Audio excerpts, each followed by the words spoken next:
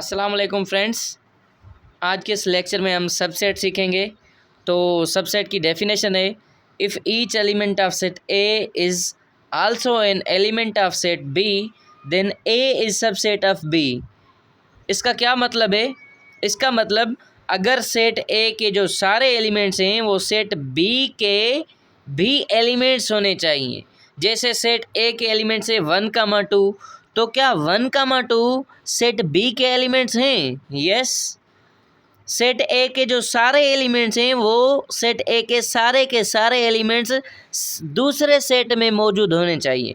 अगर किसी भी सेट के सारे एलिमेंट्स दूसरे सेट में मौजूद हैं तो वो सेट इस सेट का सबसेट कहलाएगा।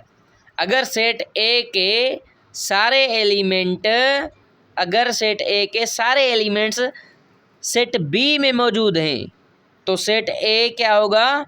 सेट बी का सबसेट होगा। क्या सेट ए के जो सारे एलिमेंट्स हैं जैसे 1, 2 है, क्या सेट बी के अंदर मौजूद हैं? यस। सेट ए के टोटल एलिमेंट्स 1, 2 हैं और 1, 2 जो दोनों एलिमेंट्स हैं वो सेट बी के अंदर मौजूद हैं। Hence set A is subset of set B.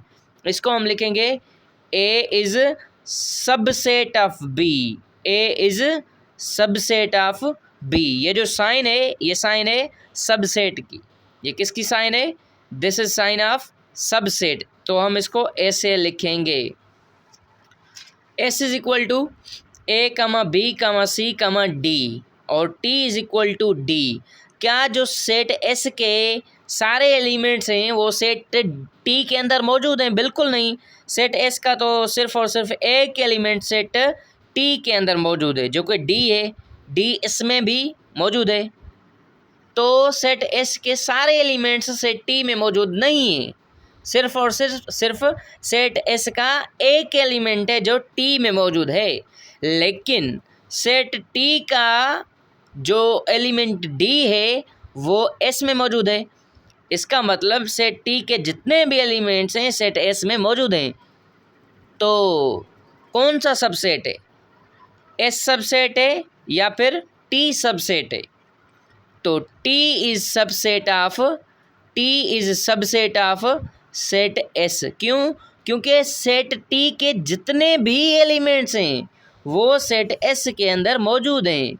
इसी वजह से सेट T हुआ S का सबसेट और सेट S सबसेट T का नहीं है, क्योंकि सेट S के सारे एलिमेंट्स तो इसमें नहीं मौजूद ना।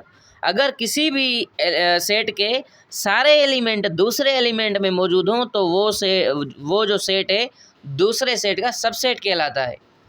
आइए तीसरे एग्जाम्पल से समझते हैं। P is equal to A E and S is equal to A E I O you.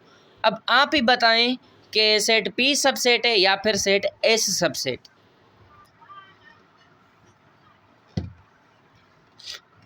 तो आइए देखते हैं सेट P के कौन से एलिमेंट है A, E।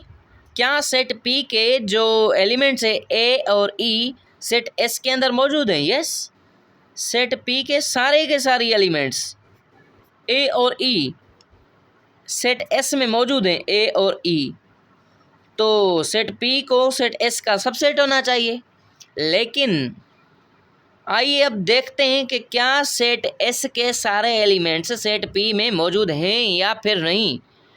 तो सेट S के जो एलिमेंट्स हैं A, E, I, O, U हैं। सेट S के सिर्फ और सिर्फ दो एलिमेंट्स हैं जो सेट P में मौजूद हैं। सिर्फ और सिर्फ दो एलिमेंट। अगर इस सेट के अंदर I भी होता, O भी होता और इस सेट के अंदर U भी होता तो फिर हम कहते हैं कि सेट S जो है वो सब सेट है सेट P का, क्योंकि इसके जो सारे एलिमेंट्स हैं इसमें मौजूद होते। लेकिन अब ऐसा नहीं है। सेट P के जितने भी एलिमेंट्स हैं वो सेट S में मौजूद हैं। मीन्स सेट P के सारे एलिमेंट्स सेट S में मौजूद हैं। इसी वजह से जो P है वो सबसेट है सेट S का। P is subset of set S। P is subset of set S। अब आप बताएं, कुछ क्वेश्चंस लिखता हूँ उधर। A is equal to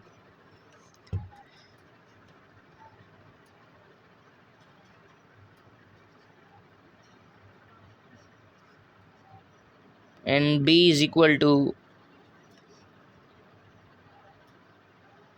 2, 4, 6 and 8।